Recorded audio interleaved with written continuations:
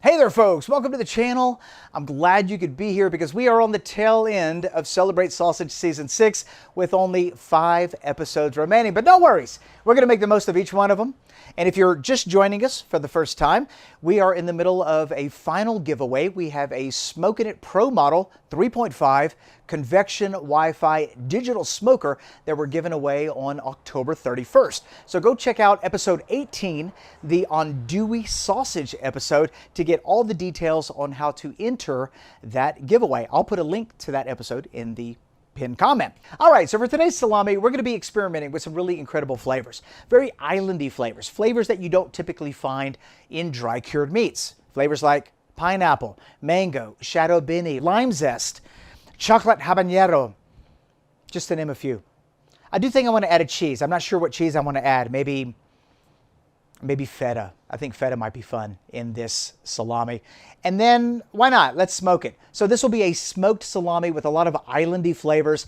And the idea is to create something fun and unique. And after it's all said and done, incredibly delicious. But I've never made it before. We're going to be making it together for the first time and then tasting it after about 2 months of letting it dry. So let's not wait any longer. The smoked pineapple mango habanero salami. We're going to mix it up with the proteins today, and this is a personal preference.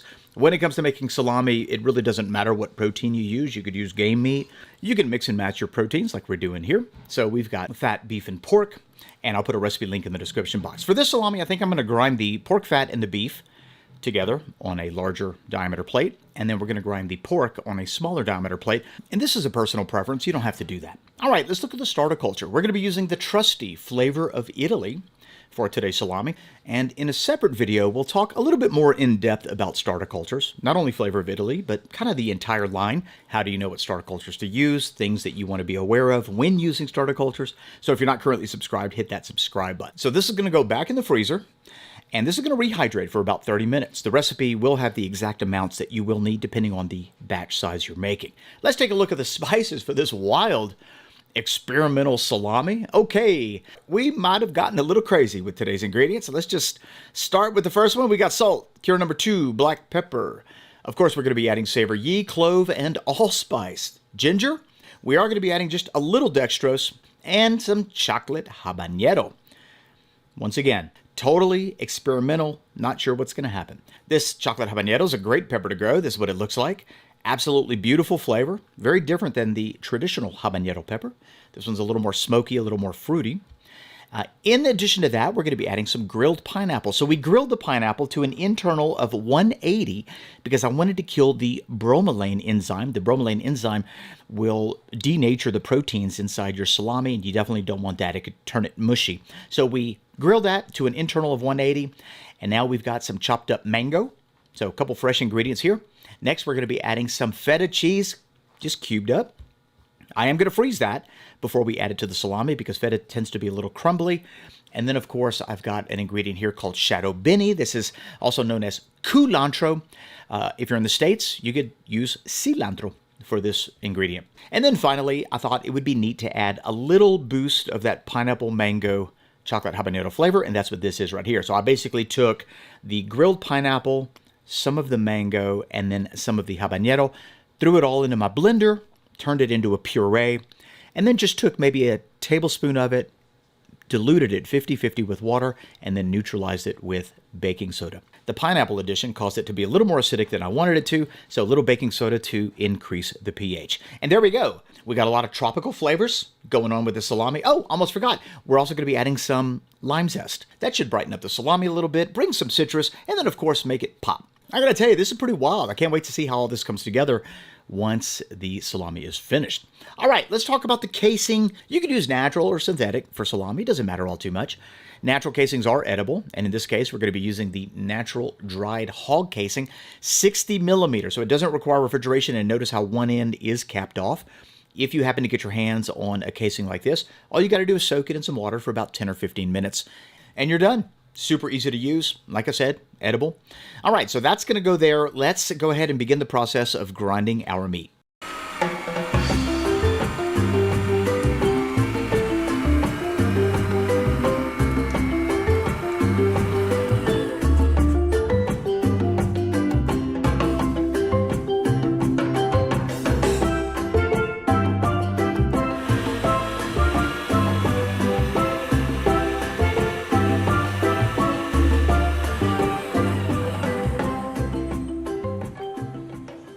we go. That was a 5mm grind on the pork and an 8mm grind on the fat and the beef. But I gotta be honest, not a huge fan of that grinder. Maybe we'll talk about that in a different video. All right, we're gonna mix all this together in our KitchenAid. Very easy to do. We're gonna throw in our meat. And something that I used to not do, but I do now, is I add the starter culture first. So we're gonna go ahead and mix it, add the starter culture, and that way, you get the starter culture incorporated before you add the other ingredients. Now that that's had a chance to mix, we're gonna add our neutralized Pineapple Mango Habanero liquid. You can definitely smell all three of those ingredients in that mix. In goes the peppers. Next up, we're going to add our dry spices. Very interesting smell, I got to be honest. This is wild. I don't know how that's going to translate. Okay, now that we've got this mixed to a sticky, tacky consistency, we can add the rest of our add-ins. So right now, we're going to add the pineapple, the mango, and the cilantro. And all we're doing is mixing to incorporate. We do have the frozen cubes of feta cheese.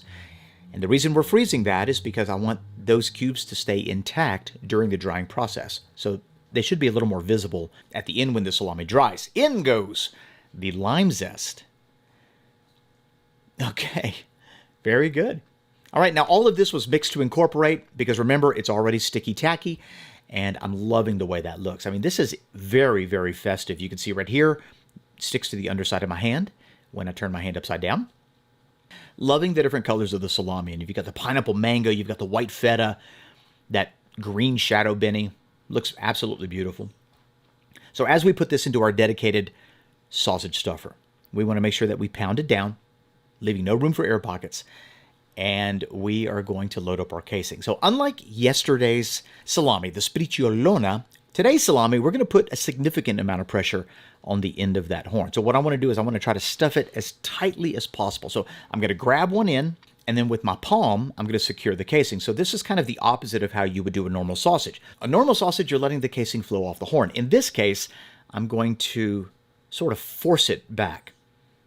And you got to be careful right here because you can blow out, especially natural casings. But notice how I'm putting tight pressure on the end, allowing it to do its thing. And this is exactly what I'm looking for.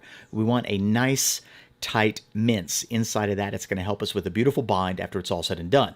If you stuff it too loosely, and I'm talking like really loosely, you could end up having problems later. The salami can dry, and then you might get these voids or cavities inside of your salami. Some of you might have seen that in the past. Pushing the rest of the mince out with our sausage stuffing horn cleaner, nice and clean.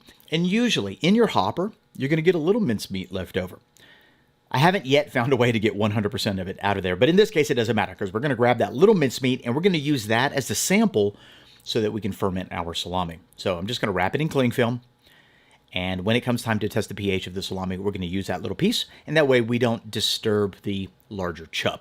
All right, so we're going to wrap it up nice and tight. And wherever we put the larger salami, that smaller salami is going to go right next to it. We want both of those in the exact same conditions.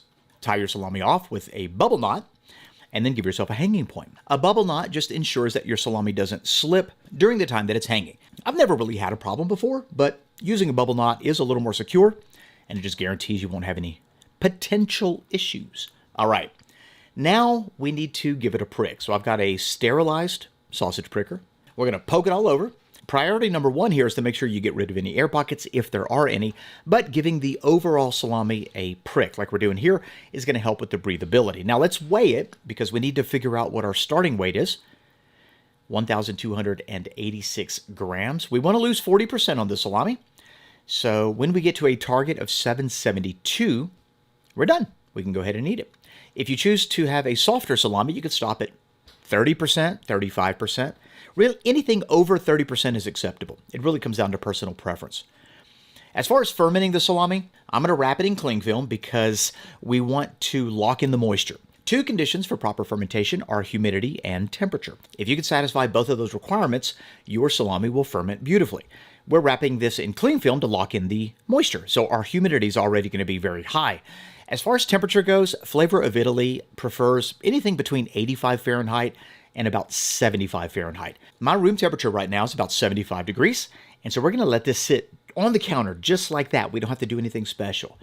If you have a cooler room, you could put this in an oven with the light on, oven off, of course. You could put this in an ice chest with a seed mat or a reptile heating mat. If you have an immersion circulator, you could drop this in a sous vide water bath and ferment it in the water. No big deal. As long as the temperature and humidity are satisfied, it doesn't matter where you ferment it. If you have any questions about that, hit me up in the comment section. Let's recap. We're going to ferment this between 75 and 85 F or 23 to 29 Celsius with very high humidity. This is going to sit on my counter for 15 hours. After 15 hours of sitting on my counter, I'm going to move it over to my smoker and then smoke it until we hit our pH target. Now, our pH target in this case is going to be anything between 5.0 and 5.3. 15 hours have now passed. Beautiful color on the salami, but it's still early. We haven't hit our target yet, so we're going to finish the fermentation process in our smoker. Now, you don't have to do it like this. If you want to start the fermentation process in your smoker and smoke it overnight until you get your pH target, you can absolutely do that. It just comes down to the level of smoke flavor you want in your salami. And remember, everywhere the chub goes, the sample piece goes as well. Notice that I have a little bin of water with a paper towel wicked over the sides. That's to increase the humidity inside my smoker during this last 4 or 5 hours of fermenting. We're not applying any heat during the smoking process because remember, we're still fermenting our salami. So be sure to keep your fermenting conditions through this process. I'm using a combination of hickory and cherry wood for this. Let's go ahead and light them up.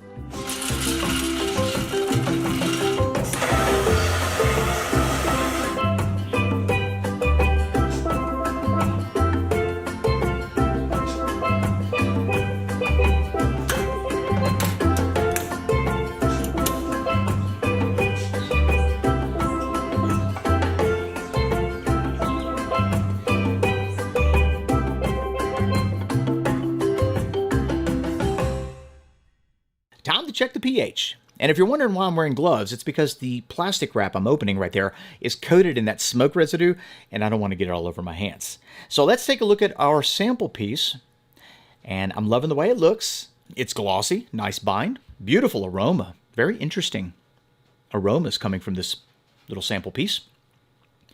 A pair of instruments, pH meter to test the pH. We're looking for anything between 5.0 and 5.3. You can go as low as 4.9 with Flavor of Italy. Let's check another spot. 4.97. One more time, 4.99. Okay, we're good. Once you hit your pH target, you can go ahead and remove the salami from the fermentation stage into the drying stage, which is what we're going to do right now. So for me, total smoke time was about 4 hours. And like I said, if you want a longer smoke time, just put it in sooner and then just let it hang out in your smoker until you reach your target. So notice all that moisture right there on the salami. That's that high humidity inside that little chamber. Absolutely beautiful. All right, the conditions inside of our drying chamber need to be between 50 and 60 degrees Fahrenheit or 10 and 15 Celsius. Humidity is going to be between 75 and 80%, and we're targeting a weight loss of 35 to 40%. We're actually going to be targeting a 40% weight loss, but really anything between a 35 and 40% weight loss is pretty standard. We're using a dedicated drying chamber from the sausage maker, but if you have a basement or a cellar and those conditions are met in your basement or cellar, you can hang this there and it would be fine. If you've never made salami and you're interested in dry curing, not only salami, but meats and things like that. At the end of this video, I'm going to post a video suggestion for how to build your own drying chamber. That's how we started many, many years ago. It was absolutely amazing. Produced some incredible charcuterie over the years. As you can see here, we've got this loaded down with all kinds of really cool projects. Most of these have already been aired for Celebrate Sausage Season 6. So if you're just joining us, be sure to check out the playlist at the end of this video. You can watch all the episodes there. 60 days later. Something interesting, because I know everybody's experience is a little different, and a lot of this has to do with your chamber. But for me, depending on the size casing it is, so if it's a 60 millimeter casing, normally takes me about 60 days. 100 millimeter casing, 100 days. Now, once again, everybody's chamber is different. Yours may be a little faster, maybe a little bit slower, but we're going to pull this because it is done. And wow, look at this wild color. Very dark, very smoky on the nose, just holding it right here. And you can definitely pick up the pineapple and the mango. Loving that feta cheese. That looks amazing. That's exactly what I was hoping would happen. And notice right there, I don't know if that's pineapple or mango, but we've got a little shrinkage from the fruit. So it looks like the fruit's dried up quite a bit inside the salami. All right, I'm going to slice this up and we are going to give it a taste.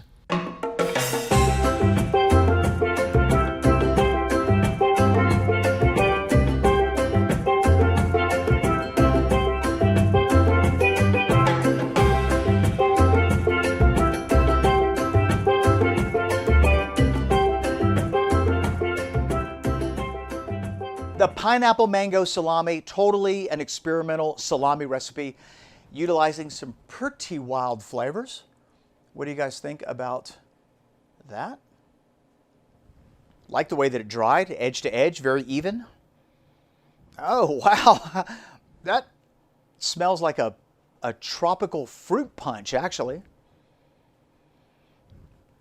Wow, it's strange having that smell come from a salami because it honestly smells like the kind of fruit punch you would see at the grocery store. A lot of beautiful tropical elements, the mango, the chocolate habanero, the pineapple obviously coming in nice. Okay. Let's just give it a bite.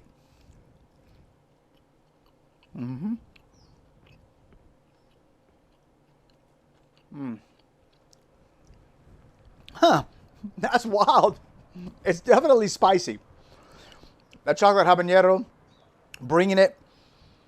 I don't think we added too much. I like that pepper, so we eat it all the time. So for me, I'm used to that level of spice. Some people might find this a little too spicy. I'm definitely getting a very Caribbean, a very islandy vibe from the sausage. Let me just take another bite here.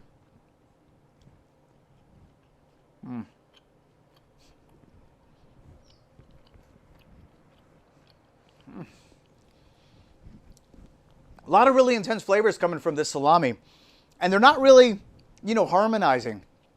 You've got the tropical fruits, you've got the spicy pepper, the shadobini or the culantro and the lime. I like the lime zest. The lime zest is actually brings a nice citrusy thing going on with this sausage. I got to tell you what I'm really enjoying. The feta cheese. This is the first time I've added feta cheese to a salami, so it aged for 60 days. We took it to 40%, and I'm kind of liking the flavor. It's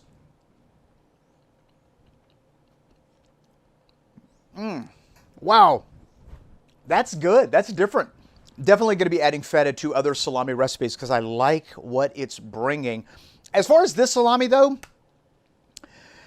not my favorite. I'm going to probably give it a 5 out of 10. It's different. It's tropical. It's fun. It's a little more of a novelty than anything else. To me, some of the best salamis are balanced. Some of the best salamis, allow the meat to shine. And I'm not even noticing the meat all that very much. All the other flavors are overpowering it. It's fun. It's festive. But for me, I think that I would probably do a few things differently, maybe tone down a lot of these other ingredients. I think there's room for improvement, but don't worry. I'm going to put a recipe link in the description box below if you want to take a peek at this salami for yourself.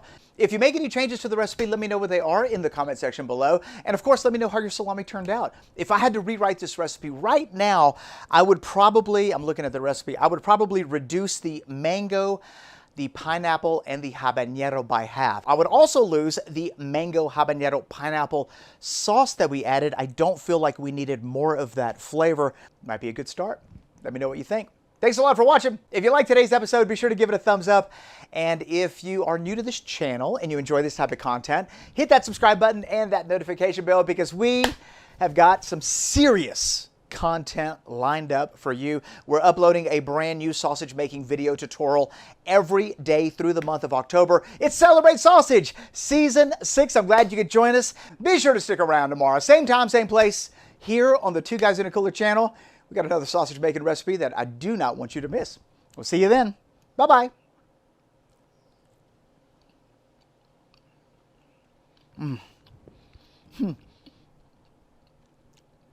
My takeaway from this salami is feta cheese. Wow, that's spicy. I caught up there. I wasn't expecting that right here in the middle of the throat. Just bam. Anyway, feta cheese in a salami. I love it. We learn something new every day.